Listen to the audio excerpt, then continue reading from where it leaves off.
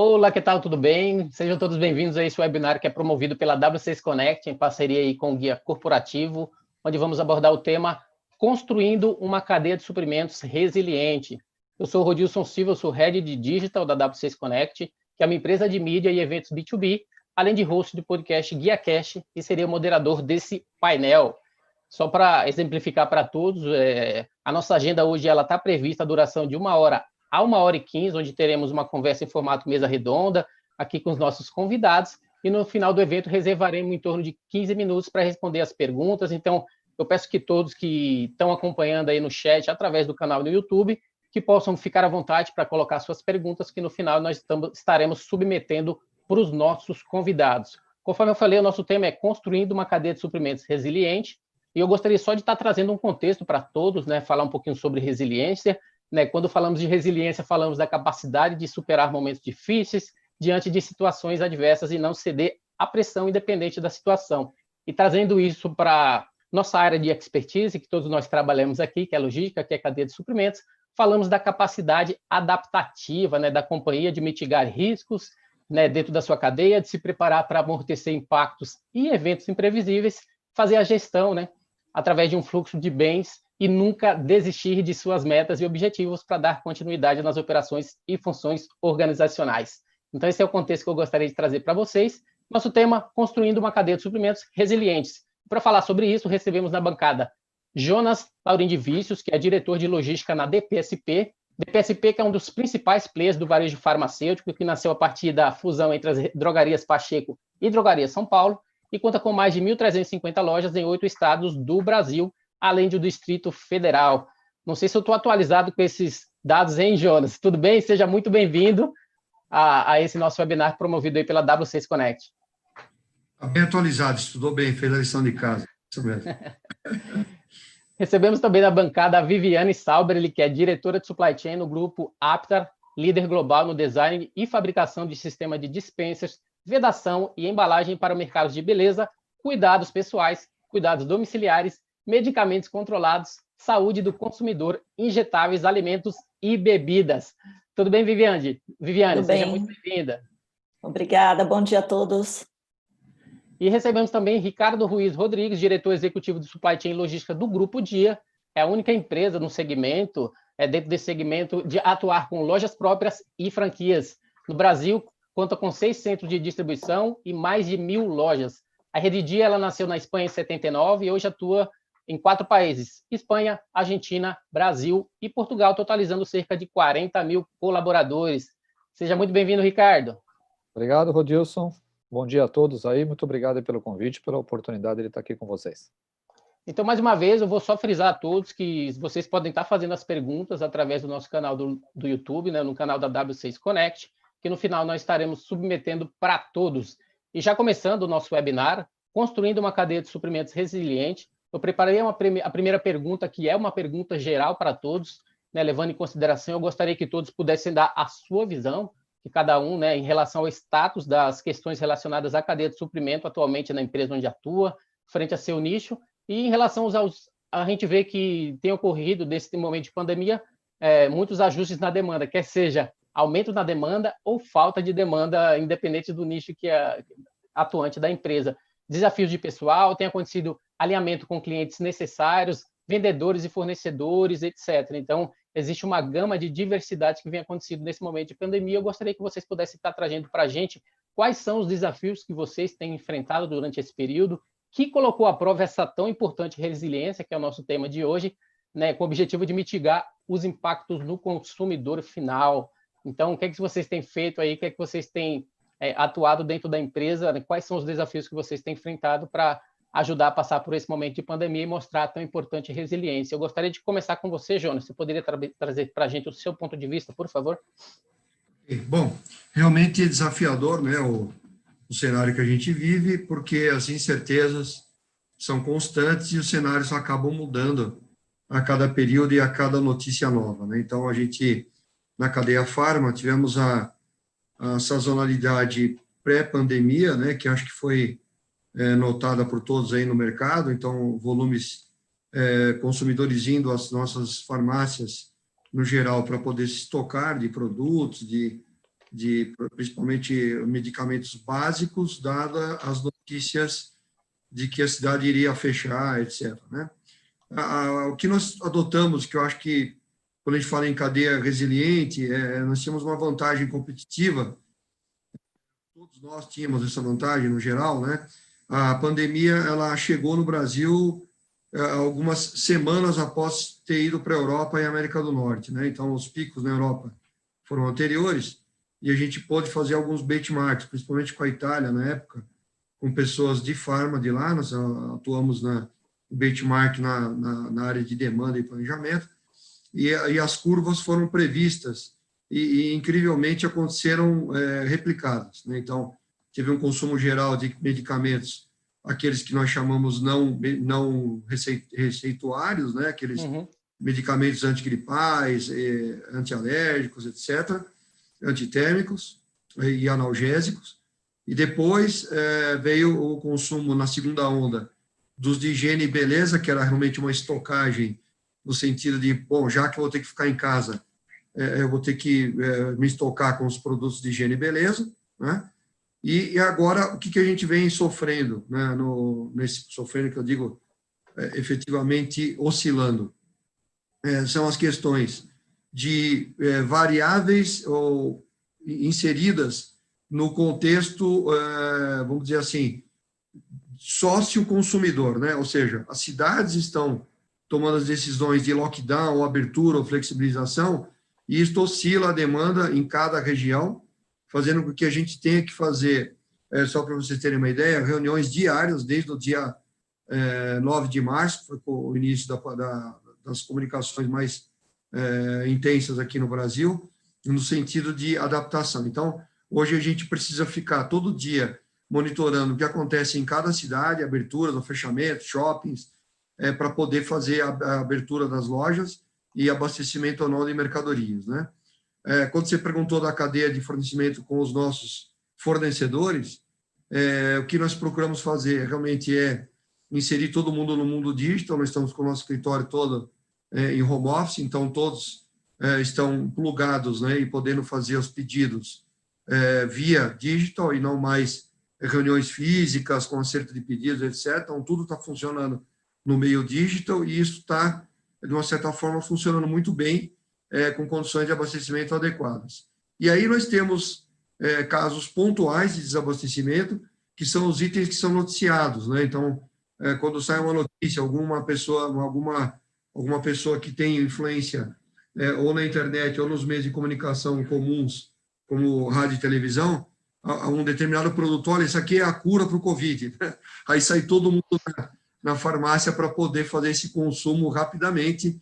Aí depois tem todo um processo que a gente vem vivendo, que é um consumo excessivo, um abastecimento da loja e depois uma acomodação de uma determinada demanda para outro patamar, obviamente, mas até com algumas restrições legais, como a Anvisa entrando com algumas restrições para alguns medicamentos para poder fazer o controle, porque senão acabaria para quem realmente precisa, em função de outros enfermos, né? Porque os medicamentos que estão surgindo para combater uma outra infecção do Covid, assim sugerida pela classe médica e sei lá mais quem, eles não são ainda comprovados. Então, não há também uma produção tão em massa dos produtos, há sim uma demanda maior, mas também não há comprovação da eficácia. Então, esta é a grande hoje incógnita, e o desabastecimento. E, por último, as cidades voltando, existem produtos que acabam sendo com fluxo maior, né? Os colegas devem estar sofrendo isso também, vai aumentando o fluxo na cidade e vai retornando gradativamente uma demanda que estava bem mais baixa. Então, acho que isso aí é que a gente vem, a grande incógnita é essa.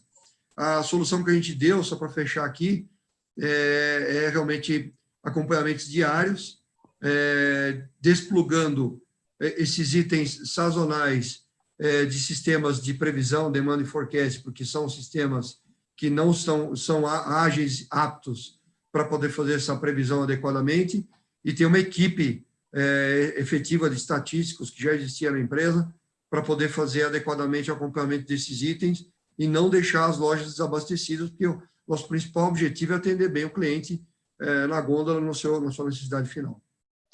Ô, João, uma pergunta rápida, ou seja, a previsão de demanda, o S&OP, que as pessoas estão acostumadas a trabalhar com aqueles dados estatísticos de vendas, que funcionava muito anteriormente, você conseguia prever 6, 12 meses, 18 meses. Nesse momento de pandemia não funciona mais na DPSP, vocês estão trabalhando meio que diário e meio que prevendo aí como que o mercado vai se comportar dependendo das notícias, então que é um cenário um pouco diferente, tem tudo a ver com o nosso tema, que é ser resiliente e você se preparar para o que o mercado ele está colocando como uma demanda necessária no momento atual.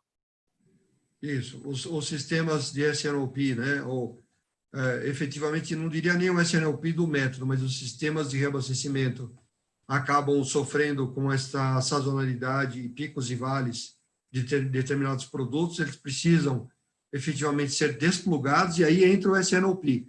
Aí entra a reunião entre, que a gente chama, né, entre vendas e a área de operações e a área de abastecimento, né, a área comercial, são 3 pilares, né?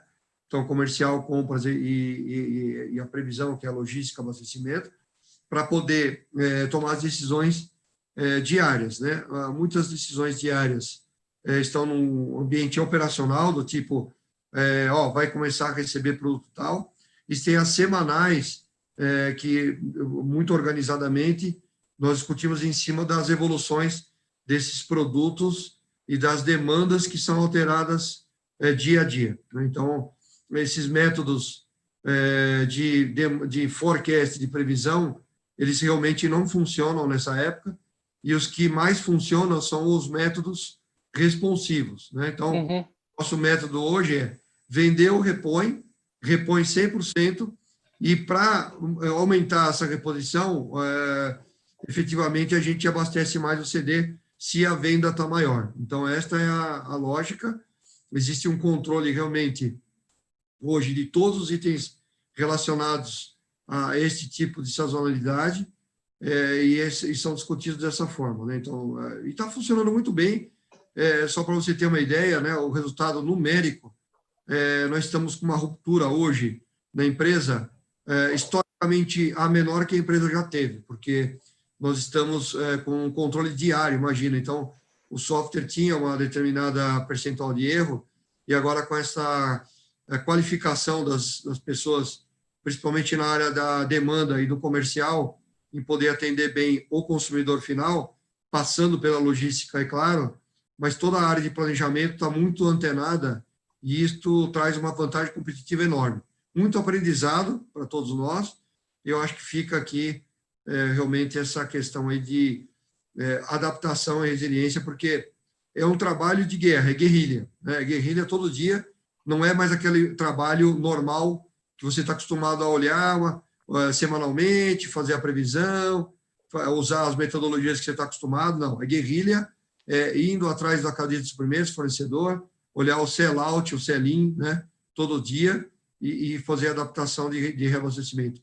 Porque a nossa sazonalidade já é naturalmente grande, né? Nós temos mais de 12 mil itens em nossas lojas, uma amplitude de curvas muito grande, né? A sua cauda longa, ela equivale mais do que a metade dos itens vendidos. A cauda longa, para quem todo mundo sabe na cadeia de suprimentos, é aquela produto de slow mover, mas que preciso ter na loja. Se eu não tiver, eu perco venda da receita como um todo. Então, é extremamente complexa, e ainda tem um agravante, que é os produtos com regiões menos fluxo. Eu preciso fazer recolhimento e transferências, porque senão eles vencem. O shelf life dos produtos estão efetivamente sendo afetados, a vida útil deles, por causa da demanda errática, que a gente chama aqui dentro, e isto gera uma pressão maior de produtos a vencer ou vencidos. E isto pode ser, em grande parte, o resultado de qualquer cadeia farma que está atuando no negócio, né? Porque a partir do shelf life, os produtos são muito caros, né? Com margem baixa. Isso não pode deixar acontecer, porque prejudica efetivamente o resultado lá do EBITDA da empresa na linha, na veia. Excelente, obrigado, Jonas. E no seu caso, Viviane, que é um outro segmento, a gente falou, tem dispensas, tem produtos relacionados também aí voltado para a área médica. Quais são os desafios que a empresa em si, principalmente você, profissional também, como o gestor da área, tem enfrentado durante esse período, que tem colocado em prova essa tão necessária resiliência nesse momento de pandemia, principalmente associada aí ao consumidor final? A Apter, ela atua em 3 segmentos, né? Beauty and Home, Pharma e food. Os segmentos tiveram reações diferentes nessa pandemia. Se esperava também, por ser uma empresa multinacional, a pandemia também chegou na Europa, é americana, mas a pandemia chegou na Europa também. Eu tenho vários insumos importados, principalmente da Itália, assim como o Jonas colocou. Então, assim, já tinha um reflexo por disponibilidade, tanto de produto quanto de transporte para o Brasil. Principalmente no segmento de Beauty and Home, se esperava uma queda muito maior no volume de vendas do que aconteceu. Na realidade, a Aptar ela atende segmento de venda direta e com a pandemia a primeira impressão que ficou é assim, ok, você perde o contato físico com as pessoas, com o consumidor, então isso vai refletir direto na demanda. Mas não, a capacidade dos nossos clientes em desenvolver o e-commerce, essa plataforma digital, foi numa velocidade tão rápida que, na realidade, a demanda ela aumentou muito. Foi surpreendente positivamente isso dentro desse segmento. A cadeia ela não teve quebra, ela continuou rodando numa velocidade muito alta, continua ainda. Então, assim, a maior dificuldade nesse segmento para o meu time dentro de supply foi entender esse momento, né, completamente contrário à tendência, ao que o mercado dizia, e responder nessa velocidade também, quando você tem uma limitação de componentes, porque a maioria dos componentes são importados, e como você fazer esse balance entre importação, disponibilidade de voos, disponibilidade de navios, e atendendo a sua demanda, que teve uma variação, eu tive variação de uma semana a outra de 71% a mais na minha demanda. Então, assim, isso consumia todo o meu estoque, todo o meu safety stock, e o tempo de reação era muito mais rápido, né? Dentro de farma também, o crescimento, como o Jonas colocou, de alguns componentes foi bem significativo, então o tempo de reação e a resposta teve que ser muito mais acelerada também. Em food também. Então, assim, foi a pandemia trouxe um ensinamento muito grande, né? Porque, assim, não é só tendência, não é só números, como o Jonas colocou, assim, os nossos estatísticos, a gente funciona muito bem, a gente sabe fazer isso muito bem, dentro do nosso core, é o nosso dia a dia, mas foi surpreendentemente positivo. Tanto a resposta logística, de buscar novas alternativas de importação e mesmo de distribuição dentro do país, com limitações, porque, por exemplo, teve uma redução considerável na força de trabalho por pessoas que estavam em grupo de risco, que foram afastadas. Então, assim, a Aptar, realmente, a gente prioriza a saúde e o bem-estar das pessoas, e a gente afastou algumas, porque, claro, elas eram do grupo de risco, então teve uma redução até na velocidade do tempo de resposta, mas a forma como se atendeu ao mercado foi bem relevante e positiva. Falando de processos também, o S&OP tem ajudado bastante num horizonte maior, previsão de demanda. Claro que esses outliers não faziam parte do comportamento, né, de consumo, então isso trouxe um desafio, mas no geral, agora, e assim, acho que para os próximos meses, e nova situação, esse novo normal, eu vejo uma tendência bastante positiva para o meu negócio, para o meu mercado em geral, nesses 3 segmentos, independente de qual deles, porque o consumo realmente está acelerado, a gente teve uma retomada, em algum outro cliente que teve uma queda, a retomada está sendo bem rápida, então, assim, foi, como eu disse, um resultado está sendo positivo, acho que até mesmo o aprendizado de todo o time, de toda a equipe dentro de supply, não só no planejamento de demanda, mas planejamento de produção, COMEX, logística, isso foi bem positivo e acho que agregou bastante. Supply é uma área que se aprende muito todos os dias, é uma área dinâmica, né, um aprendizado contínuo, e acho que esse novo normal, essa pandemia, ela acelerou a resiliência de todo mundo.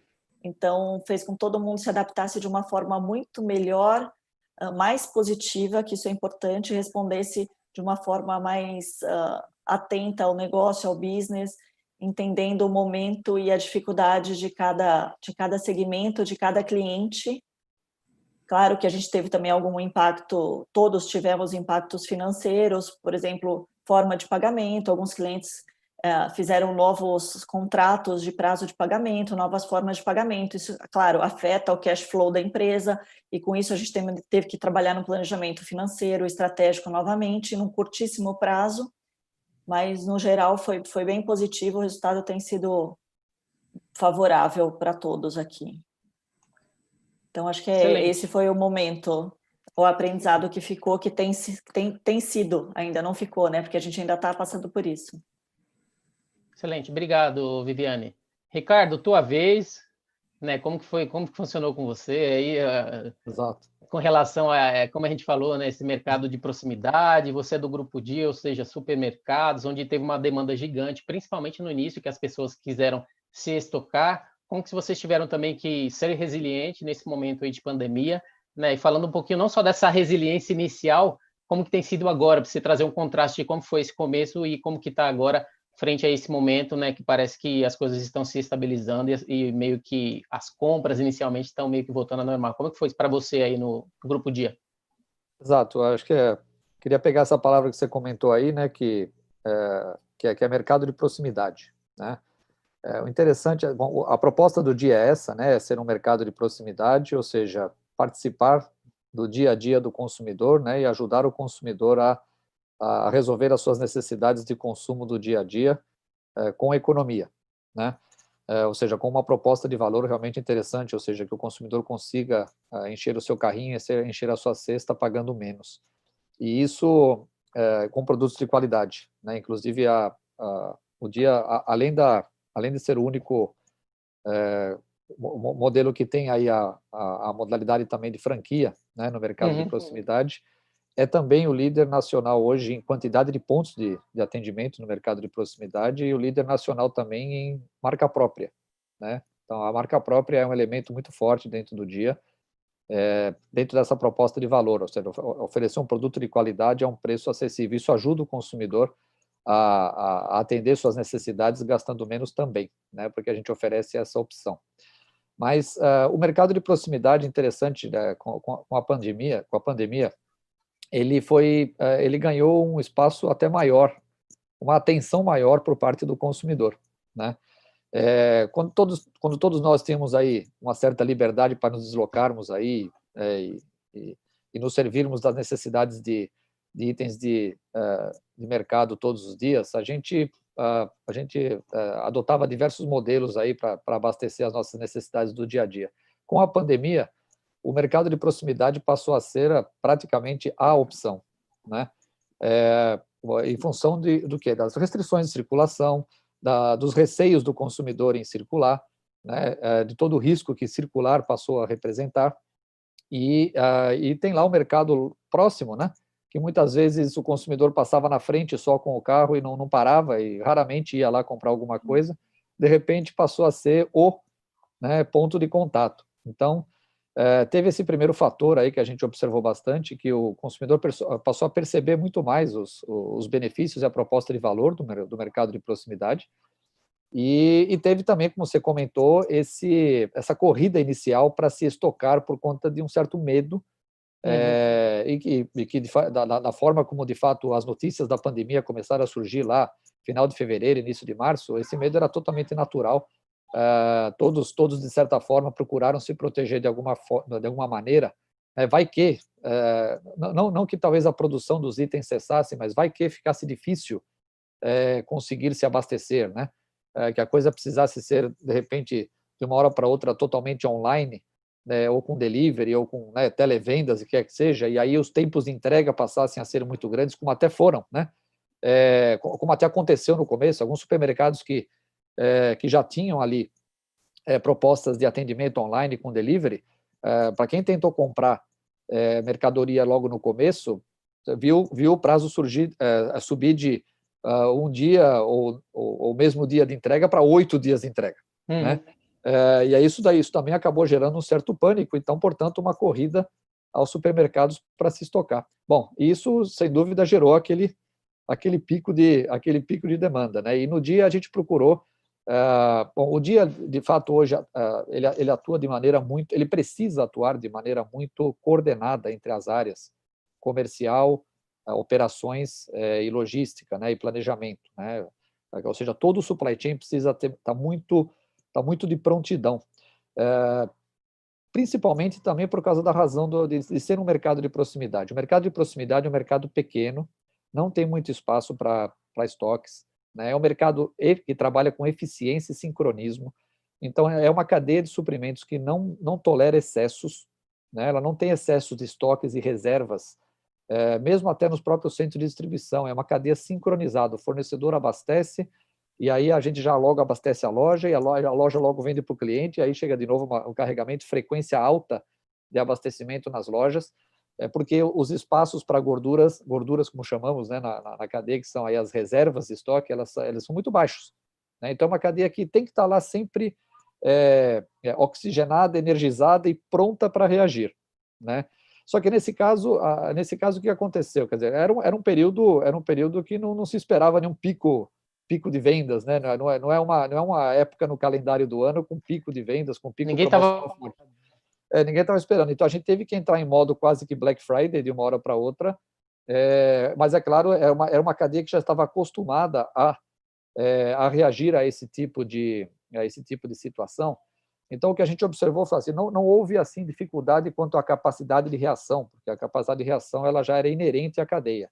O que houve, sim, de fato, às vezes, problemas de supply chain mesmo, né? Algumas cadeias de abastecimento de algumas linhas alimentares, elas têm, de fato, uma ciclagem um pouco mais complicada, especialmente na parte dos insumos, e isso causou aí falta de alguns produtos ou dificuldade de abastecimento de alguns produtos logo no começo, como, por exemplo, a cerveja, que tem todo, no seu processo de fabricação, tem todo um tempo de maturação, né, na fermentação e lá e tal, que acaba não podendo responder assim, não era época de alto consumo de cerveja, né? E o consumidor em casa começou a tomar mais cerveja e começou a se estocar de cerveja. Então, isso realmente teve algumas linhas de cadeias da cadeia alimentar que sofreram com o próprio ciclo do supply chain geral da cadeia, né? E aí, de fato, notou-se ali uma certa escassez temporária ali desses itens, né, nos primeiros 2 meses.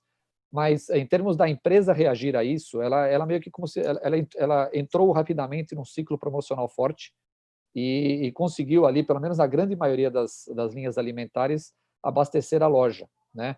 Então, a gente conseguiu aproveitar essa boa onda da demanda que acabou acontecendo por conta desse problema da pandemia, e, quer dizer, a soma dos dois fatores, estocar-se e buscar o mercado de proximidade como melhor alternativa, né, com toda essa restrição de circulação que aconteceu, tá? Então, isso, agora, dentro da empresa, obviamente, a gente teve que tomar outras medidas que não são normais de picos promocionais, como foi o caso de garantir uma boa proteção ao colaborador, e garantir uma boa proteção ao consumidor, né?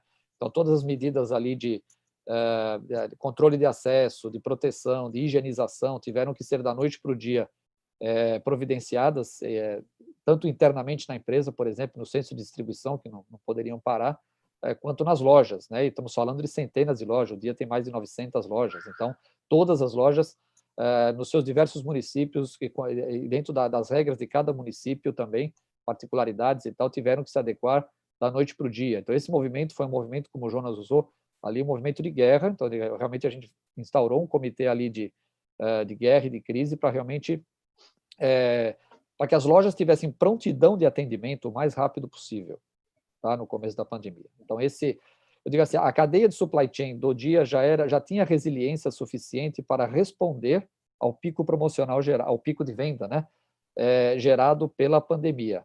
O que foi novo para a empresa realmente foi essa mobilização para outros elementos que precisavam existir também para que as lojas permanecessem abertas o maior tempo possível, né? Teve praças em que houve uma tentativa de lockdown, ou um lockdown brando ali e tal, e que portas tiveram que ser fechadas, claro, preventivamente, mas a gente sempre procurou estar à frente das necessidades ali de proteção ao consumidor e ao colaborador, para poder manter as lojas abertas. Isso foi determinante para realmente aproveitar essa onda de demanda nesse período, tá? Por fim, um ponto importante que a gente também lançou mão e foi fundamental para o consumidor perceber nesse período: economia. né? É um período em que as pessoas começaram a ver a ameaça do desemprego crescer por conta aí da queda, né, da atividade econômica de uma forma geral. O desemprego para alguns, de fato, veio e aconteceu. Então, no ramo como ramo alimentar, que é a necessidade básica do consumidor, a proposta de economia, a proposta de realmente gastar menos, né, para passar esse momento, foi muito, a gente rapidamente também procurou explorar muito isso, junto com os fabricantes, né, e na ponta da gôndola, para de fato também trazer aí um pouco também trazer essa proposta de valor associada à proximidade.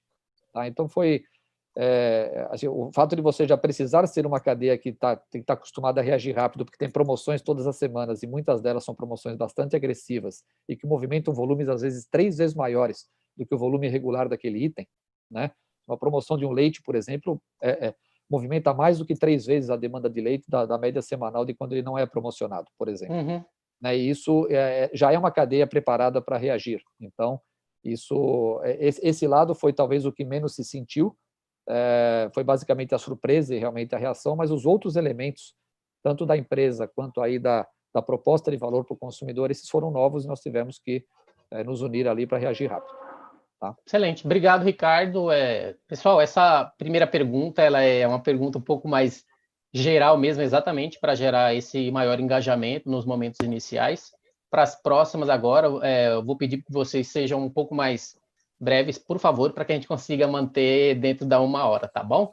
Eu percebi que todos vocês, né, tiveram que lidar aí com essa parte relacionada a ser resiliente, assim por diante, mas dentro dessa resiliência, o que nós vimos, principalmente agora depois do processo da pandemia, é a conscientização das empresas sobre a importância de tecnologia. Muitas empresas tiveram que reavaliar sua cadeia de suprimentos, como inclusive vocês acabaram fazendo isso. Alguns tiveram que acelerar a digitalização a fim de manter o negócio funcionando, em alguns casos, ou seja, pivotar o seu inteiro modelo de negócio foi obrigatório para algumas empresas. E com base nisso, nós vimos que muitas empresas elas estavam acostumadas a fazer o planejamento estratégico relacionado ao business, porém, nesse momento, principalmente a partir desse momento dessa aceleração, se tornou claro que também é necessário fazer o processo de planejamento estratégico digital, ou seja, planejar também os próximos 2, 3, 5 anos, né, se preparando para esse mercado, para esse futuro tecnológico. Né, eu acho que essa parte de você fazer o planejamento do business, mas também o planejamento estratégico digital vai ser obrigatório, principalmente após esse momento de pandemia. Com base nisso, eu gostaria que vocês pudessem falar para a gente, né, como que vocês acham que as empresas devem fazer esse planejamento estratégico digital a fim de ter o domínio das informações, ter mais vantagem no mercado, onde a tecnologia tem se tornado cada vez mais um diferencial para que elas se tornem resilientes. O que vocês sugerem? Se vocês já fizeram alguma coisa dentro desse tema? Qual que é a indicação de vocês sobre esse termo planejamento digital dentro das empresas como uma obrigatoriedade nesse momento de pandemia? Com você, por favor, Jonas. Boa pergunta. A gente realmente vem transformando todas as formas de atender o consumidor, né? Então, como o Ricardo falou, estar próximo do consumidor pode ser a loja física, mas também pode ser o celular dele, né, ou o computador dele na sua casa. Né? Um torpedo, um SMS ou um WhatsApp também é um outro meio muito eficaz nessa hora. Então, pensa no consumidor no seguinte conceito. Como atendê-lo de uma forma segura, rápida, dentro das necessidades do momento, né? Ou seja, é uma incógnita um pouco diferente do que um e-commerce tradicional. O e-commerce tradicional, o cara vai lá, faz o pedido na internet, tem o prazo de entrega e acabou. Né? Para o normal, e depois um saque e um tracking da mercadoria. Esse é o tradicional. O novo mudou completamente, né, na pandemia. Então, pensa nas pessoas que têm problema real de locomoção. Uma pessoa de idade, hoje está sendo muito melhor atendida em cadeias produtivas, vou colocar no caso da farma, muito melhor atendida do que já foi no passado. Porque ela faz o pedido na casa dela, ela tem várias modalidades de entrega hoje que nós implementamos todas nesse período de pandemia rapidamente para atender melhor os consumidores. Então, pensa no seguinte, um medicamento para uma pessoa idosa com problema de locomoção e que ela não quer se expor, né, para poder evitar pegar essa infecção, ela precisa daquele medicamento e por um deslize dela, ela esqueceu de fazer o pedido, né, ou fazer a compra, o filho foi trabalhar ou está viajando ou não está presente na casa naquele momento e ela precisa daquele medicamento, poxa, esqueci de pedir. Então, ela tem agora aquela coisa antiga, né, que a gente brincou aqui, back to the basics, né? Aquele imã de geladeira com o número da farmácia, ela liga e recebe o medicamento em menos do que 1 hora. Né? Ela liga para a farmácia mais próxima e recebe. É aquela coisa bem tradicional, voltamos ao básico, esse é um meio de entrega. O outro eu quero comprar planejadamente um produto. Então, ele vai lá, no meio digital normal, faz a compra e recebe dentro de um prazo acordado do nosso site. Né? Mas o mais interessante disso tudo é que as opções de compra hoje do cliente estão gigantes e as necessidades precisam ser atendidas. E vai ganhar, qual o produto final, quem vai ganhar mais essa corrida? Aquele, né? Sua pergunta o que a gente está fazendo em relação ao futuro com relação a isso, né?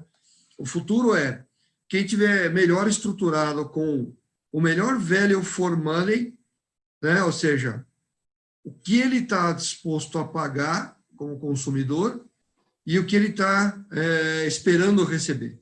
Quem tiver essas variáveis bem balanceadas e colocadas na equação, vai ser digamos assim, um ícone ou um detentor de boa parte dessa cadeia digital no ramo que atua. Então, a cadeia produtiva que tiver atendendo 100% das necessidades do cliente, porque tem o cliente que vai falar assim, poxa, eu estou aqui trabalhando hoje, mas eu não quero perder tempo. Então, ele vai encomendar na farmácia próxima ao bairro dele ou o produto que ele quer buscar. Ele já vai chegar lá, ele já pagou na internet e vai retirar na loja. Esse é um outro meio que nós temos também de entrega. Vai ter aquele com plano de locomoção que tem que ser rápido e vai ter aquele tradicional que vai receber dentro do que ele acordar das opções no nosso site. Né? O importante disto é disponibilidade total, porque nós temos uma condição hoje espalhada em toda a nossa rede de atender qualquer SKU que o cidadão quiser pedir. Então, isto é diferencial. Os papas de supply chain sabem muito bem disso e os colegas com certeza já ouviram, né? Quem estiver assistindo.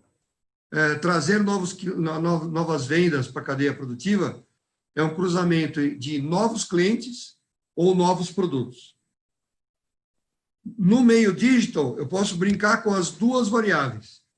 Posso inserir no digital clientes que talvez não eram, pessoas talvez não informatizadas, né, digamos assim, não eram costumeiras consumidoras digital. Então, isto é um approach com diferentes aplicativos. Nós temos várias opções hoje disponíveis no mercado e nós somos também uma opção para o cliente, com softwares que fidelizam clientes, com promoções, com mensagens, tudo que você imaginar, para poder trazer novos clientes na cadeia produtiva, na cadeia digital.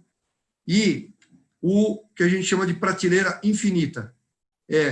Dentro das opções que eu tenho, eu consigo atender o cliente porque eu tenho muita oportunidade de estoque, e não de excesso de estoque, mas de possibilidade de atender de uma forma mais inteligente e rápida.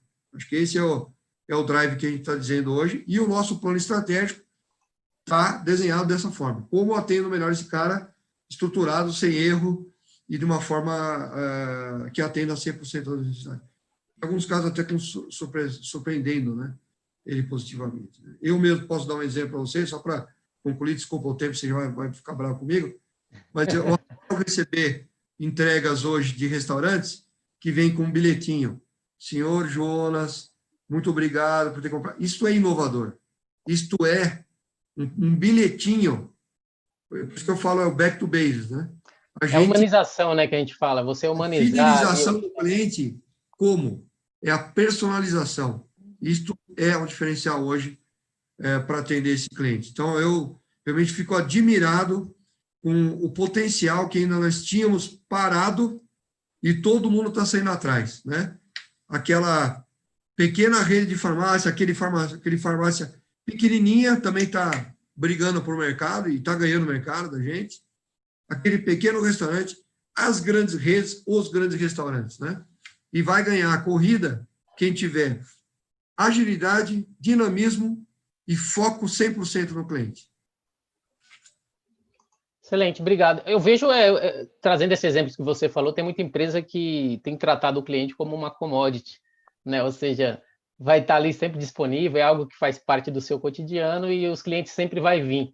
E essa pandemia tem se mostrado que não é assim, os clientes eles não são uma commodity, existe exatamente toda essa parte de humanização, de personalização que você falou.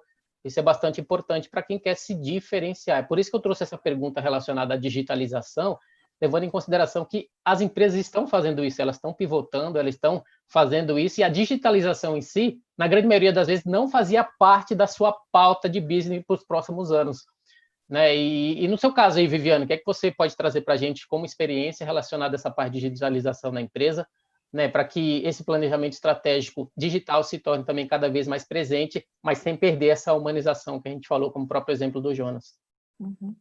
Então, no meu segmento é diferente do Jonas, porque não é B2C. A Aptar, ela fornece soluções de embalagem, dispensers, bombas para desinfetantes, perfumaria. Então, eu não vejo o consumidor final como meu próximo step, né?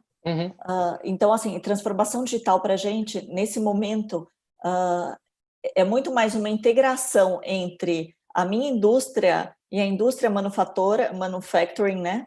Que vai fazer a transformação, a industrialização desse insumo, desse produto que eu estou mandando para eles. Então, é muito mais o quanto eles vão reagir a essa pandemia, de que forma, e aí que forma que eles estão reagindo. Sim, melhorando o e-commerce deles, ou implementando o e-commerce deles, que às vezes não existia, ou que estava muito no início ainda, né?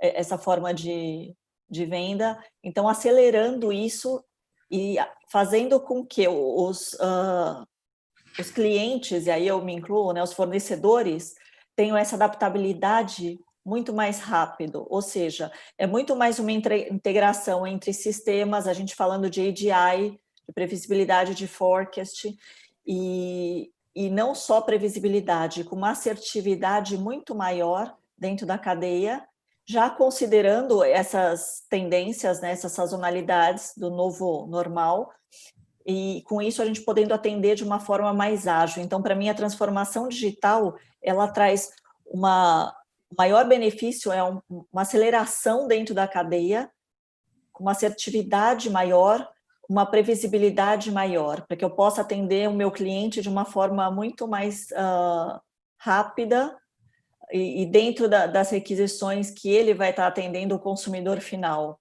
Então, assim, eu estou no início da cadeia, né? Então, assim, é muito mais como o meu cliente vai se adaptar a esse novo normal e que ferramentas ele vai trazer. Então, assim, as ferramentas que, vamos supor, ele vai subir um plano de demanda toda semana, o que acontece. E esse plano vem com altas variações, como eu já comentei, chegando a 70% que eu tenho que atender na próxima semana. Eu tenho que ter um sistema, uma plataforma que responda a isso, que dê uma resposta para ele muito rápida. Então, essa integração que a gente está trabalhando bastante agora, nessa transformação digital dentro dos sistemas, para poder atender a cadeia de uma forma mais ágil. Então, no seu caso, é praticamente ser efetivo, né? Ou seja, é ter o produto certo na hora certa, no momento que o cliente quer, dentro do preço que ele quer, realmente deixar sempre disponível aquilo que ele precisa, né? Para que ele consiga aí sim partir para o B2C e desenvolver todo o trabalho que ele tem que desenvolver com o seu cliente final. Isso, a minha cadeia funciona bem assim mesmo, eu tenho que estar pronta para atender de uma forma rápida, e claro que a digitalização propicia isso, né? Muito mais positivo. Então, é isso que a gente tem trabalhado. E agora a gente está trabalhando já no planejamento estratégico dos próximos 5 anos, prevendo essas tendências do que está acontecendo agora, de como eles vão reagir. Como eu falei, essa pandemia trouxe um novo horizonte, né?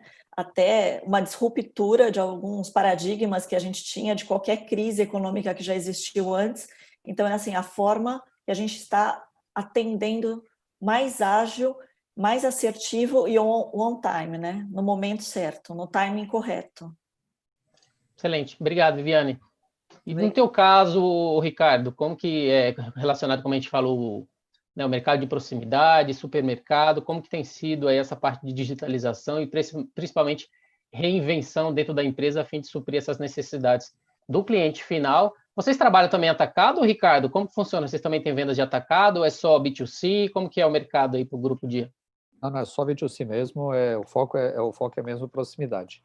Uhum. Obviamente existe espaço para a proposta de atacado no mercado, temos aí, né, essa modalidade e também é mais uma opção a serviço do consumidor, né, como a gente vê hoje ali, Atacadão, Açaí, né, todos esses outros, e são propostas de valor distintas, que de certa forma no dia a dia do consumidor muitas vezes se complementam, ou alguns consumidores preferem um do que outro, mas a proximidade no geral sempre se encaixa, né, no dia a dia das pessoas de uma forma ou de outra, né, porque obviamente todo deslocamento para você ir, independente de restrições de pandemia ou não, você ir a um atacado demanda tempo, né, e você realmente vai com uma outra proposta lá em termos de se abastecer do que no mercado de proximidade. Então, realmente o dia foca bastante nisso, né, na proximidade mesmo.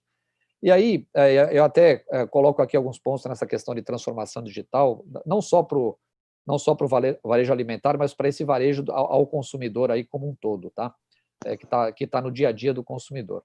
Primeira coisa que a gente observa de quem tem tido êxito em fazer esse tipo de transformação colocou isso como prioridade número 1 na alta direção, tá? Então, a transformação digital virou prioridade número 1, né? A alta direção encara isso como um movimento estratégico fundamental, né? Então, é importante começar por aí, senão a empresa realmente acaba dando passos muito tímidos em tecnologia, e tecnologia muda toda hora e a empresa pode rapidamente perder o seu espaço em termos de competitividade. Então, prioridade na alta direção, como também é no caso do Dia, precisa ter.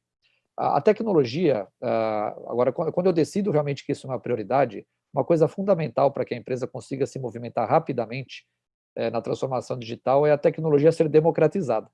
A tecnologia ela não pode ser privilégio de um departamento, tipo a TI, por exemplo, né? A TI, sem dúvida, tem o seu papel para governar a infraestrutura, para governar a segurança da informação, né? Governar aí toda a parte da tecnologia em si, porém, a tecnologia ela tem que estar na mão de todos dentro da empresa. A empresa não vai se tornar digital se tecnologia não estiver na mão de todos na empresa, se todos não puderem flertar com a tecnologia de uma forma ou de outra, tendo uma certa liberdade de lidar com a tecnologia, seja no lado de obter dados e informações do campo valiosas para tomar decisão, como a gente está falando muito aqui de planejamento, de cadeia e tal, seja também para ferramentas que ajudam, né, como o próprio Jonas colocou, ferramentas que ajudam aí você oferecer mais formas de servir para o cliente com fidelização, ou seja, entendendo o que aquele cliente em particular precisa, né? Cada vez mais particularizando os clusters de clientes que você quer atender, ou até individualizando, que é inclusive a nova onda. Mas para isso você precisa de tecnologia.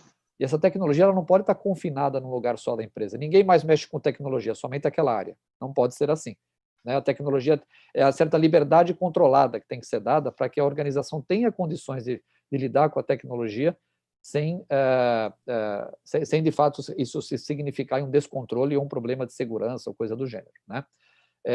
Outra coisa que as empresas também que se transformam bem digitalmente observa é que elas não podem perder o foco em processos. Apesar da tecnologia ser efêmera e presente na nossa vida hoje em dia, é processo primeiro e tecnologia depois, né? Não adianta digitalizar algo que não funciona bem, né? Então, esse é um ponto muito importante aí que as empresas que têm sucesso nesse ponto não esquecem, né? E, por fim, você ter de fato uma topologia sistêmica que permita você trabalhar com várias ferramentas e não uma só. Você tentar atender o seu consumidor com uma solução única ou muito poucas soluções aí muito rígidas e que são muito difíceis de adaptar, muito difíceis de customizar, muito caras para se fazer isso, porque elas tentam fazer tudo e acabam não fazendo nada direito. Então, de fato, é importante você criar uma topologia sistêmica que permita que você plugue sistemas de propósito específico ao redor dos sistemas estruturais, né? e você possa plugar e desplugar sistemas de acordo com a necessidade do consumidor no momento. Isso ajuda muito na resiliência. Tá? Claro, você tem que ter sistemas sólidos ali que te dão informações que você possa responder com base nessas informações. Por outro lado, às vezes os hábitos do consumidor mudam e você precisa ter uma certa agilidade de plugar novas funcionalidades e novos sistemas e adaptar os seus sistemas existentes, que às vezes os sistemas muito parrudos e pesados não permitem. Né? Então você precisa ter uma camada de integração que de fato permita pôr e tirar sistemas ou adaptar sistemas mais simples e mais leves com facilidade para atender o consumidor naquela mudança de hábito que aconteceu naquele momento. Então, a sua topologia sistêmica também tem que ser resiliente, e não somente a sua cadeia. Tá? Então, esse é um ponto muito importante que tem que ser levado em consideração. Você tem que ter várias formas de servir o cliente com fidelização. E as formas de servir o cliente variam muito com o tempo. Tá? Então, as suas propostas de valor podem mudar de uma hora para outra. Os sistemas precisam ajudar isso. Né? E você rapidamente precisa saber adaptar o seu processo para isso. Somente colocar o sistema não funciona. Tá? Acho que esses são os pontos aí que eu queria chamar a atenção. E só, eu entrevistei o Arthur Rufino, que é o CEO da JR Dias essa semana no podcast, e ele falou que quando a empresa digitaliza, né, scrap, ou seja, o que sobra, os restos ali da empresa, você vai ter scrap digital. Então é importante você saber determinar. Ele usou não essa frase, tá, gente? Uma outra frase, pior ainda, né? Mas é para se ter uma ideia de que não adianta você atuar na digitalização e algo que não serve, né, para a digitalização e que não vai trazer benefício para a empresa e para o cliente final. Então é importante também você saber identificar que tipo de operação precisa ser digitalizada, tendo em mente, né, o resultado final que você busca garantir que seja, claro, trazendo o cliente ali para ter melhores condições referente àquele produto ou serviço que você está oferecendo. Pessoal, já estamos em 10h53, 50 minutos. Eu planejei ter várias perguntas, mas eu estou vendo que a gente não vai conseguir estar fazendo todas. Então, eu vou precisar de vocês agora, na verdade, praticamente 1 minuto de cada para estar respondendo essas perguntas que eu vou estar fazendo para cada um, bem rápido, para que a gente consiga ser bem sucinto e terminar dentro do tempo que a gente se comprometeu com quem está assistindo, tá bom? A primeira pergunta é em relação, que eu gostaria de ser bem rápido, viu? É para o Jonas, que eu fiz uma enquete no grupo do LinkedIn falando um pouquinho sobre o que eles esperavam do webinar, e muitos deles falaram que era falar um pouco sobre essa parte de estratégias resilientes, inovações, né? E eu quis trazer um ponto importante que, falando de estratégia resiliente, foi que o Jonas ele deixou em um vídeo escapar que ele já é pós-graduado, né, nesse processo de resiliência, porque teve que lidar com um incêndio na Drogaria Pacheco ali em 2018, né? E com base nesse incêndio, eu gostaria de saber quais estratégias ou plano de contingência eles colocaram em prática naquela época, que ajudou nesse momento também com relação a esse processo de pandemia, em relação a essas incertezas, inseguranças, né? Os planos de contingência que já vem desde aquela época que o preparou para estar lidando com esse cenário atual na DPSP. Nós não preparamos o plano de contingência após incêndio, né? Por nossa sorte, na verdade não foi bem sorte, mas sempre foi discutido aqui no grupo, sobre contingência, como escrever uma contingência caso ocorra alguma catástrofe. Né? Essa foi a minha primeira missão quando eu entrei aqui, há 4 anos atrás, e a gente teve a oportunidade de escrever antes do incêndio. Então, nós criamos Isso foi a melhor coisa que eu fiz na minha carreira, para falar a verdade para vocês. Porque eu consegui desenhar todo um war room, né, que é a prática do mercado, né? E dentro das engrenagens para fazer a empresa desse tamanho rodar, dado que uma das engrenagens poderia falhar, e isto que é o desenho de um plano de contingência, né? Engrenagens rodando na cadeia de suprimentos dentro da sua empresa para poder atender o consumidor final. Se uma dessas engrenagens quebrar, como é que faz o sistema continuar vivo e entregando o que ele estava acostumado a entregar sem nenhum pênalti para o cliente? Bom, isso foi desenhado cerca de 10 meses antes de ocorrer a catástrofe no Rio de Janeiro, nosso segundo maior CD, que abastecia mais de 300 lojas. Né? E nós colocamos em prática. Eu lembro do dia que a gente começou com esse problema lá, eu suando na sala, mesmo com tudo escrito. Algumas adaptações foram feitas, né? Mas a gente conseguiu implantar, e só para vocês terem uma ideia, o que foi um sucesso. Cheguei a apresentar até num seminário presencial, né, de supply chain. A gente conseguiu, em 24 horas, abastecer as lojas. As lojas não tiveram nenhum dia sequer de interrupção, e é uma cadeia, assim como a do colega do dia, os mercados, as nossas lojas têm baixíssimo estoque, né, cobertura muito baixa, e a gente não pode ficar um dia sem abastecer. A gente abastece as lojas todos os dias, para vocês terem uma ideia, as 1.400 lojas, todos os dias, para todas as lojas. E boa parte delas, mais de 85% com D0, ou seja, o CD está muito próximo à loja e abastece todo dia. Na verdade, o estoque da loja fica no CD. Então, imagina, se eu tive um CD com 100% de perda, abastecendo mais de 350 lojas, o caos que foi para abastecer em 24 horas sem nenhuma interrupção. E a gente conseguiu, porque estava tudo desenhado. Quando veio a pandemia agora, nós usamos a mesma técnica. Ou seja, só trocamos a engrenagem.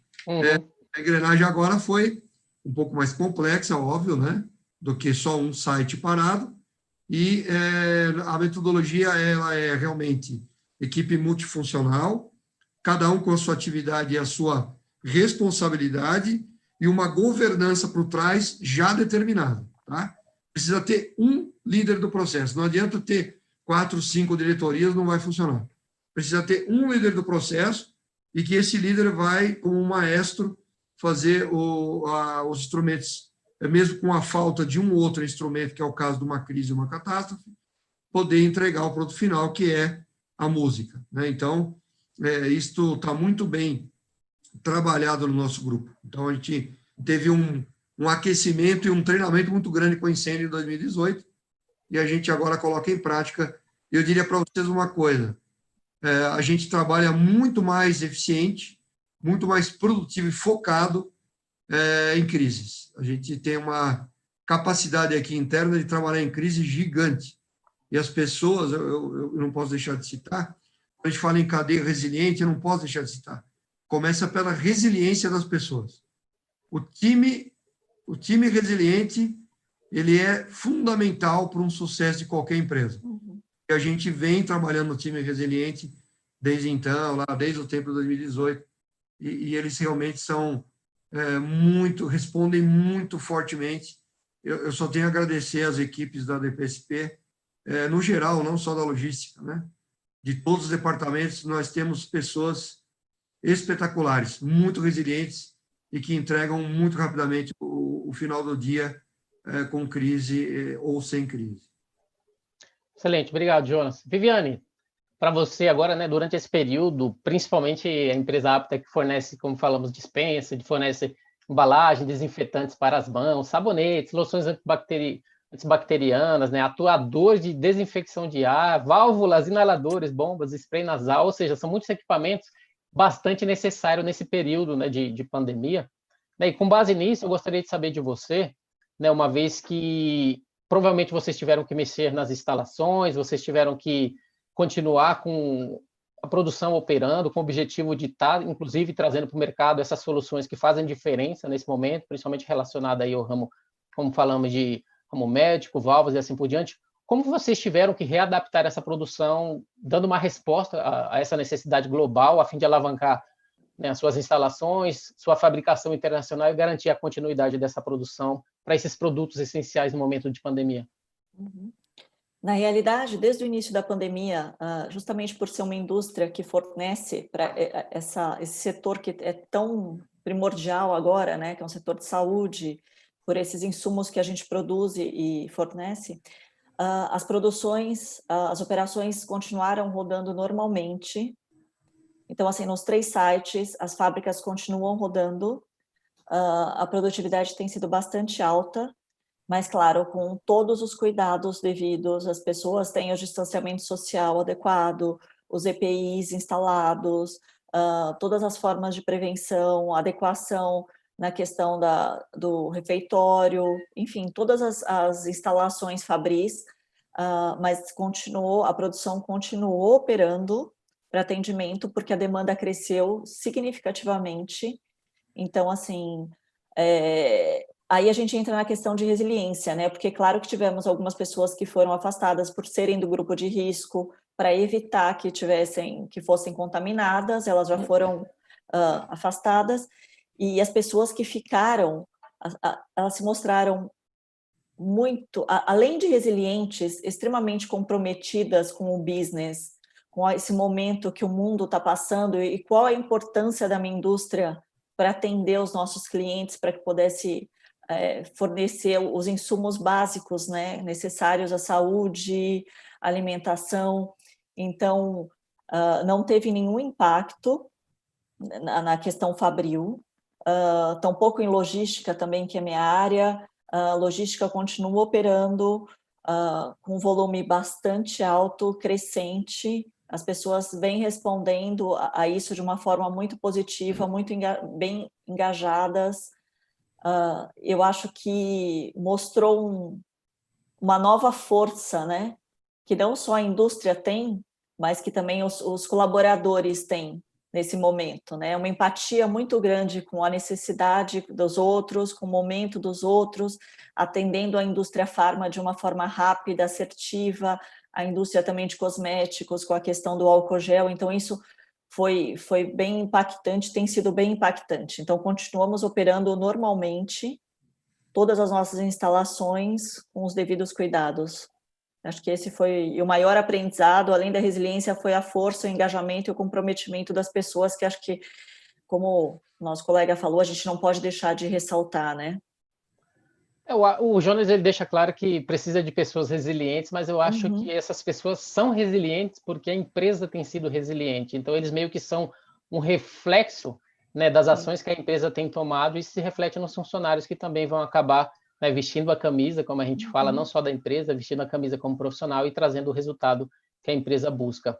E trazendo para a sua pergunta, Ricardo, né, desde o início do estado de emergência, nós vemos que o Grupo Dia, né, ele na Espanha já entregou milhões de pedidos online, ou seja, para residências de maneira segura, ele em relação a comprar medicamentos, ou seja, o bloqueio ele causou uma explosão na demanda por compras online, né? Milhões de pedidos foram feitos lá especificamente através da Dia Store, plataforma online, entrega via o Glovo e assim por diante, que é aquela plataforma também de entrega. Isso mostra que pela primeira vez, pelo menos nessa região, né, os produtos frescos superaram os outros itens nas cestas de compra dos clientes digitais.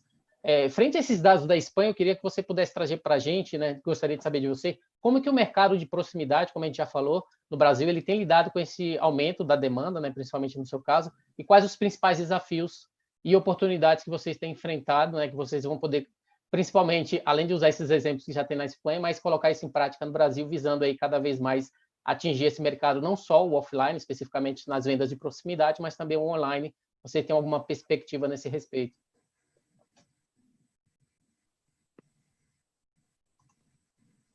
Opa, desculpa, estava mudo. Opa.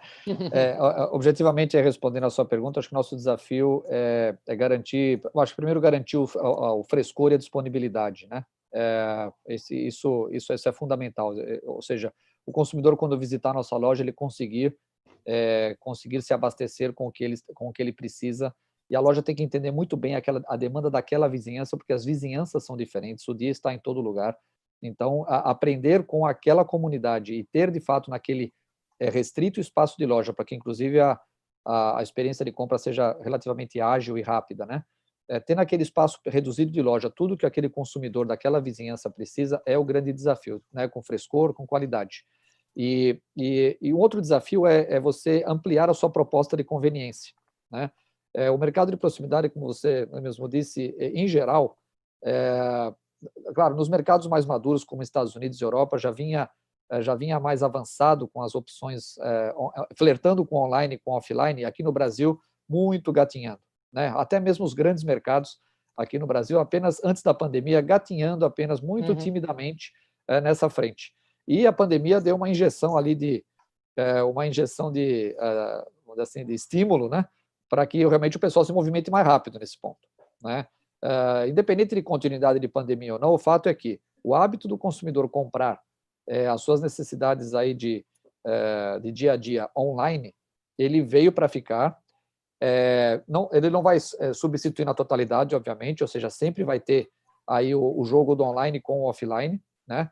Mas ele veio para ficar, e veio para ficar com uma boa participação. Então, a cadeia que não estiver preparada para atender o consumidor também por esse canal, não se movimentar rapidamente nesse sentido, vai realmente, com o tempo, sentir aí uma perda de competitividade muito grande. Então, lá na Espanha isso já estava um pouco mais avançado, aqui no Brasil estava em estágio inicial. Então, o que a pandemia fez aí a gente acelerar aqui foi o nosso delivery aí suportado por aplicativos, né? Lá foi o Glovo, aqui foi o iFood, né? Uhum.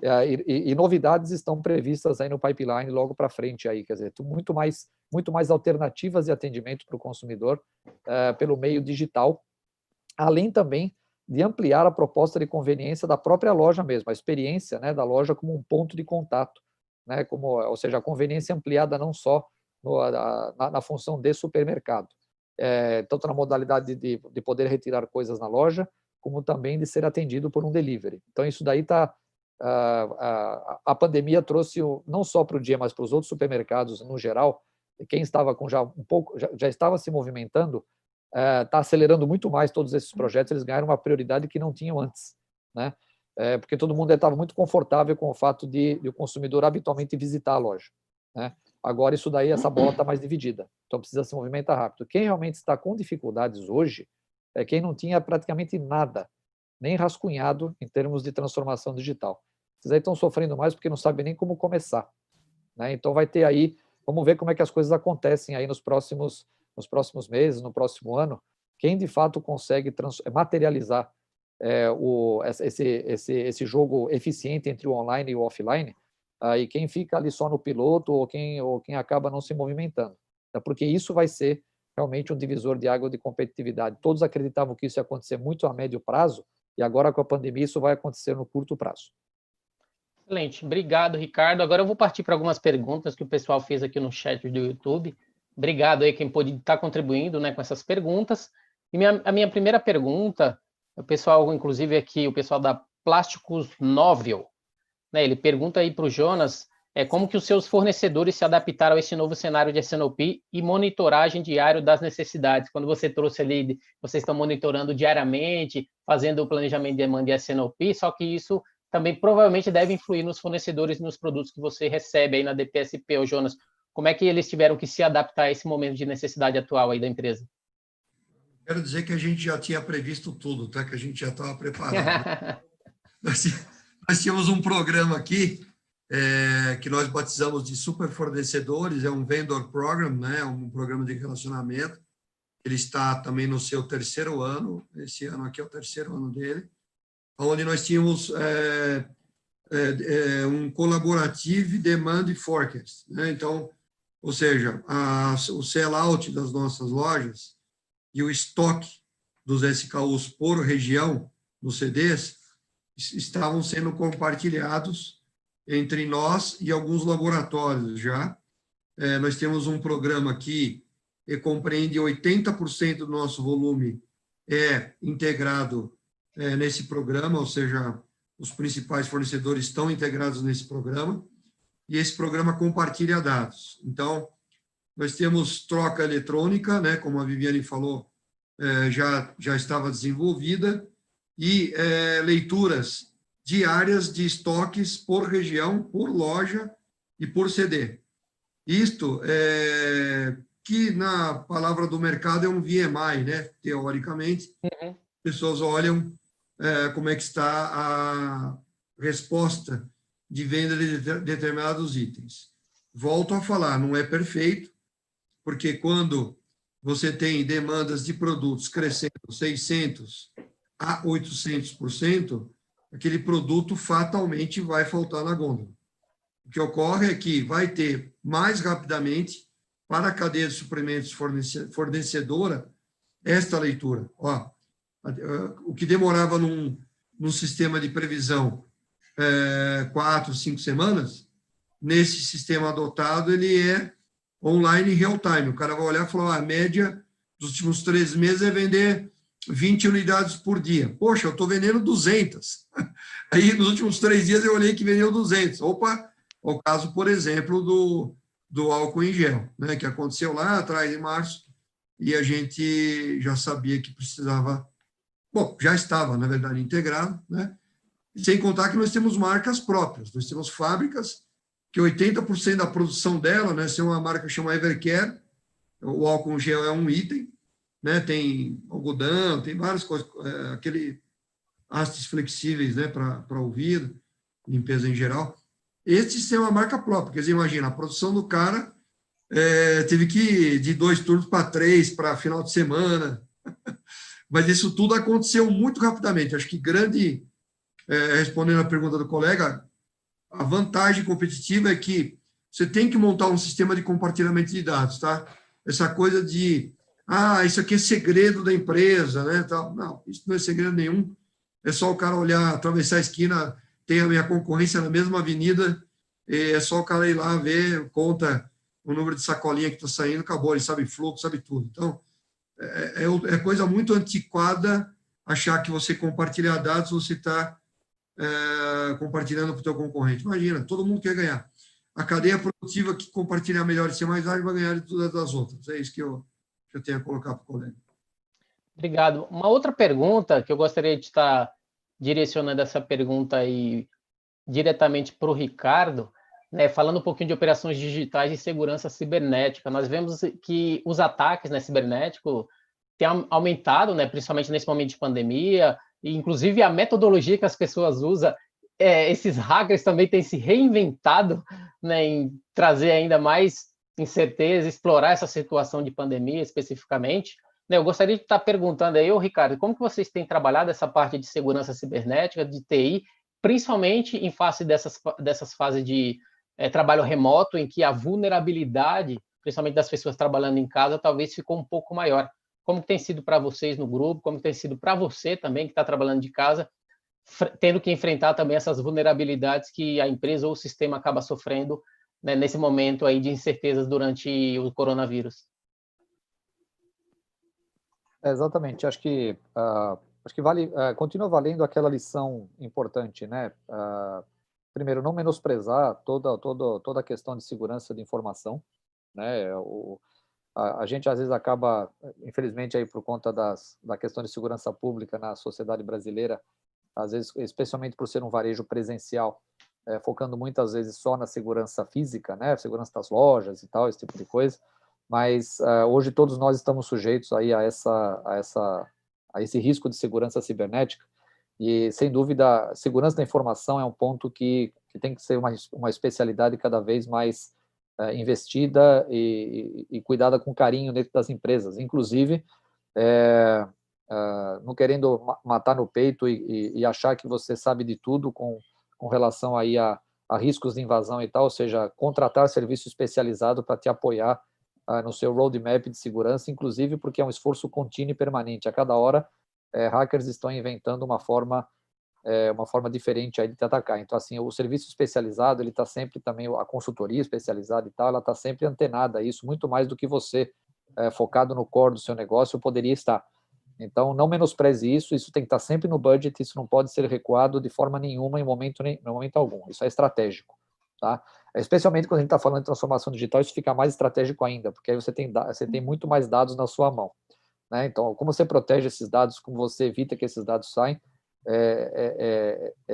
e caiam nas mãos erradas, é extremamente importante. Agora, existe um outro elemento dessa brincadeira, que é o elemento humano. Assim como acontece nos riscos de segurança física, na segurança digital está o usuário como o principal elemento de vazamento, ou o elemento mais vulnerável, onde normalmente os hackers vão lá e tentam obter a informação que eles precisam ou causar o transtorno que eles querem, né? Então, o usuário é normalmente o ponto mais vulnerável dessa equação. Aí, às vezes, a empresa se super protege lá no host, não sei o quê, né? E aí é no usuário que a informação vaza. Então, acho que a conscientização, esse trabalho profissionalizado também está muito acompanhado de um trabalho de conscientização. Acho que a conscientização é muito mais forte do que a proteção, tá? A proteção dada, mas é claro, com essa questão toda de trabalho remoto, uma VPN segura, né? E as transações somente e a empresa somente liberando que essas transações, sejam de comunicação, sejam em sistema, sejam feitas em ambiente de VPN, já traz um patamar de segurança bastante razoável, que combinado com uma excessiva orientação dos colaboradores, torna o seu ambiente menos vulnerável. Tá? Então, esse é o caminho que foi adotado. Excelente, obrigado. E para você, Viviana, a pergunta é um pouco relacionada a estoque, que o pessoal tem falado que a capacidade de estoque é a maneira mais direta de aumentar a resiliência. seja na forma de instalações de produção, aquela produção que está subutilizada e você consegue fazer estoque, ou estoque em excesso que está acima ali do estoque de segurança. Ou seja, o desafio é que os estoques, eles são caros, mas nesse momento de necessidade de resiliência, muitas empresas usam esse tipo de estratégia para ter o produto disponível. Gostaria de saber de você que tipo de estratégia de estoque vocês têm utilizado a fim de suprir, né, tanto a redução quanto o aumento da demanda, conforme você falou, alguns segmentos tiveram aumento, alguns tiveram um pouco de redução. Como que vocês têm trabalhado o estoque para te ajudar a ser resiliente nesse momento de necessidade e principalmente seguir naquele patamar que você falou, né, de ter o produto certo, na hora certa, quando o cliente quiser, principalmente por estar trabalhando aí no formato B2B. Uhum. A questão do estoque é um item bem controverso, né? Porque pela parte de supply, quanto maior o meu estoque, mais eu atendo de uma forma otimizada meu cliente. No tempo certo, no volume certo, mas assim, isso onera a empresa, o cash flow da empresa também. Então, é um balance, né? Se você olha por supply, é claro que eu estou muito mais segura se eu tiver um estoque alto, mas sempre observando obsolescência e slow moving, tá? São 2 pontos que a gente tem que estar bem alertas. E da parte financeira, isso está carregando um capital muito alto. Então, assim, o que a gente tem feito agora, como eu tenho uma cadeia longa de importação de insumos quando não é nacional, a gente olhou bastante para esse pico de pandemia e também para frente, né? Qual é o forecast que eu tenho no horizonte de planejamento maior? A gente estendeu esse horizonte de planejamento e realmente a gente tomou esse momento para construção de estoque, considerando os riscos. Então, foi feita essa avaliação, assim, qual deve ser meu DII, considerando que eu vou ter um pico de demanda ainda alto por 6, 7 meses no mínimo. Então, foi essa relação que a gente usou e que a gente tem trabalhado. Então, sim, teve um incremento no estoque, teve uma construção de estoque, eu aumentei o meu buffer, com isso, é claro, eu aumentei o meu custo de inventário, mas como eu coloquei antes, como a demanda tem vindo muito alta, muito acelerada, isso está se diluindo durante os meses e as semanas. Então, mas assim, claro, a gente tem alguns acordos logísticos, onde os clientes têm o compromisso de puxar o estoque por um tempo X antes que ele entre em slow moving, em obsolescência. Então, isso nos ajuda bastante também. Então, acho que o importante é isso, você gerenciar o estoque de uma forma inteligente, olhando o seu horizonte mais estendido, a forma que você vai atender o cliente, como você quer atender o seu cliente, as variações de carteira de pedidos, né? E apostando nisso também, mas se resguardando como companhia, você tendo esses acordos, porque assim, você não vai também, você faz uma aposta muito alta e você morre com um inventário enorme, né? Que onere muito o custo da empresa, o cash flow da empresa, isso, claro, afeta o EBITDA no final. Então, é dessa forma que a gente tem trabalhado, fazendo esse balance. Excelente, Viviane, obrigado. Pessoal, aqui encerramos as perguntas. Eu gostaria de agradecer a todos pela participação. Pessoal aqui que fizeram as perguntas, claro que não vamos estar conseguindo fazer todas, mas eu gostaria de agradecer aqui pelo menos alguns, Américo Henrique, Fernando Moura, o pessoal da Plásticos Nova que fez perguntas, o próprio Carlos Augusto Essig, Marcelo Soto, né, a Nessa Navarro, todo o pessoal que contribuíram com as perguntas, eu gostaria de agradecer, né, mais uma vez. E para estar encerrando, antes de encerrar, eu gostaria que cada um de vocês, Jonas, Viviane e Ricardo, pudesse fazer aí 1 minuto para as considerações finais, para vocês deixarem os seus contatos, o LinkedIn, os contatos da empresa, o que vocês acharem necessário, limitando aí no máximo 1 minuto de cada, por favor, iniciando na mesma sequência que a gente está fazendo, iniciando pelo Jonas. Por favor, Jonas. Bom, muito obrigado aí, Rodson, pela participação, pelo convite, né? Parabenizar a Viviane e o Ricardo aí, conteúdo muito interessante. Eu acho que o webinar aqui ele foi bastante interessante porque teve visão de 2 varejos, a visão da indústria, né, de um B2B. Eu acho que foi bastante rico. Estão todos de parabéns, né? Com relação aos próximos passos, eu acho que, como todos nós sabemos, como fazer o retorno das pessoas com segurança e como manter segurança para os clientes que a gente atende, né? Acho que isso é fundamental daqui para frente para evitar novos lockdowns ou uma epidemia, acho que isso também fica meu recado aqui.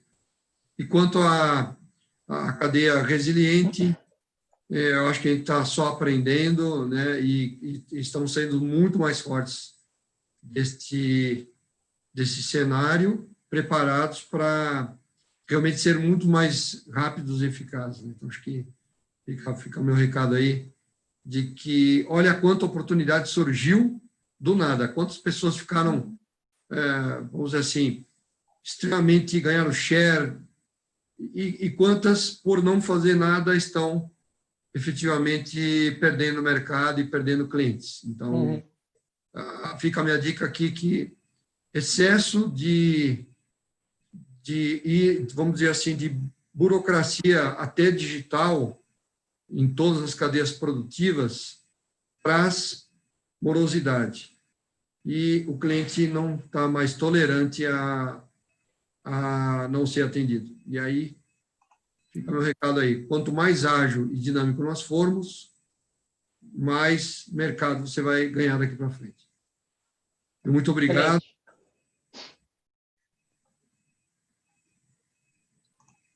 Terminou? Eu pensei que ia falar mais alguma coisa. Excelente. Obrigado, Jonas. Muito obrigado. Muito obrigado. Continuando, por favor, Viviane. Eu gostaria de agradecer a todos vocês que participaram desse webinar, aos meus colegas também. Acho que foi bastante enriquecedor ver a outra visão do B2C nesse momento de pandemia. Ao Rodilson, que organizou muito bem todo esse bate-papo. E a mensagem que eu queria deixar é assim, acho que é um momento não só de resiliência profissional, mas pessoal também, né? A gente ainda está no meio dessa pandemia, quer dizer, a gente não sabe qual é o estágio da pandemia, mas assim, acho que a gente tem que aproveitar e aprender, tentar tirar disso o melhor possível, né? Nesse ambiente profissional, assim, vamos buscar mais flexibilidade, maior agilidade, vamos trabalhar mais em times. O trabalho em time acho que agrega bastante, traz bons resultados, a gente tem visto isso, eu tenho percebido isso no meu time. O engajamento, o comprometimento das pessoas. Então, assim, vamos dividir experiências, acho que é isso que vai nos fortalecer bastante, e vai fortalecer os nossos negócios, vai fortalecer o business em geral. Claro que algumas pessoas perderam o emprego nesse momento, mas, assim, a gente está vendo uma retomada, então, sejam positivos. Supply chain é uma área bastante dinâmica, então sempre existem oportunidades, a gente está aprendendo a cada dia, independente da área de supply, seja em logística, seja em planejamento de demanda, seja em S&OP ou COMEX. Então, acho que essa é a minha mensagem, assim, busquem referências, busquem experts no assunto, aproveitem esse momento. Claro que todo mundo tem trabalhado bem intensivamente, mas também para se desenvolverem, né? Então, acho que é isso que eu quero deixar. Olhem para os clientes, façam parceria com os clientes, né? Acho que é um momento de win-win. Ambas as partes têm que ganhar, têm que se favorecer de uma forma saudável e, além disso, sustentável, que seja contínua essa sustentabilidade. Então, é isso que eu queria deixar e agradecer bastante a todos. E, se quiserem, podem entrar em contato comigo através do meu LinkedIn, é Viviane Sauberli. Eu estou sempre aberta à ajuda, a atender solicitações e também aprender, que aí eu também gosto bastante de aprender, então acho que a troca é muito valiosa para todos nós nesse momento. Obrigada. Obrigado, Viviane. Eu já vi que eu estava falando seu nome errado, eu falei Viviane Sauberli, é Sauberli. Não, tudo bem, não tem problema. Por favor, Ricardo. A Joia, novamente também agradecendo a todos aí pela participação aí, agradecendo aí aos colegas pelas contribuições valiosas aqui para essa discussão, né, e ao Rodilson aí por organizar esse evento, essa oportunidade de a gente falar esse tema tão importante aí para as cadeias de supply chain. Eu encerro aqui, na verdade, chamando a atenção de que um pré-requisito fundamental para a resiliência que a gente observa é estar antenado, né? Ou seja, saber realmente monitorar consumidores, mercados, assim, tornar isso um exercício permanente. Quem está antenado, quem não está imerso só no seu próprio mundo, né? Mas muito, muito antenado ao que o consumidor está fazendo, o que ele está preferindo, o que ele, né? E também realmente aos movimentos da sociedade, consegue se antever e tomar as decisões, sejam táticas, sejam estratégicas necessárias para não ser pego de surpresa, né, diante aí do que acontece cada vez mais frequente no nosso dia a dia. Tá? Estar antenado, então, é um pré-requisito fundamental. Mas uma vez que você garante que você está antenado, que você enxerga direito, que você faz as perguntas ao campo o tempo todo, o foco, depois, na hora de tomar a medida necessária a partir do que você detectou nessa sua antena, o foco e engajamento da organização, a capacidade da organização de se direcionar, né, assim como foi lá o caso da DPSP para o incêndio, né, vale sempre, né? Quer dizer, você já meio que saber como se organizar como organização, focar naquilo que é necessário, para, puxa, detectei uma coisa, preciso fazer isso, pá, vai lá e foca e realmente realiza. Então, esse é o grande, no fim das contas, se a empresa não tem isso muito bem azeitado, dificilmente ela consegue ser resiliente. Tá? Então, essa é a mensagem que eu gostaria de deixar. E o meu nome no LinkedIn está como Ricardo Ruiz Rodrigues, né? Ruiz mesmo com R, como tá inclusive aí no convite que vocês receberam. Então, também ali estamos sempre à disposição para trocar figurinhas, experiências aí, tá bom? Obrigado, Ricardo. Então, gostaria de agradecer a todos, ao Ricardo, ao Jonas, à Viviane pela participação, pelo empenho, principalmente, né, a preparação de todos vocês, o tempo dedicado. Obrigado aos participantes que acompanharam no YouTube, as considerações finais aqui do Cássio Rivelino, Marcelo Souto, Cíntia Nascimento, Amítias Cristiano e principalmente também a equipe da W6 Connect por todo o planejamento. Eu sou Rodilson Silva, sou o host do podcast GuiaCast. Nos vemos no próximo webinar da W6 Connect. Pessoal, até